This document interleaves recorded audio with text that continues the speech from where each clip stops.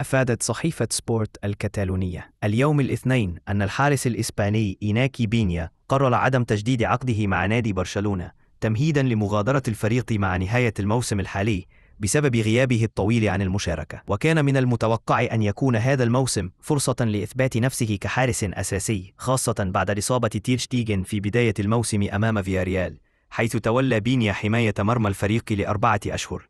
لكن منذ كأس السوبر الإسباني في السعودية تراجع دوره بشكل مفاجئ، ولم يخض أي مباراة منذ أكثر من 3 أشهر. وأشارت الصحيفة إلى أن إدارة برشلونة كانت قد بدأت مفاوضات مع وكلاء بينيا في ديسمبر الماضي لتجديد عقده، لكن توقف الاعتماد عليه من قبل المدرب هانز فليك أدى إلى تعطل المحادثات.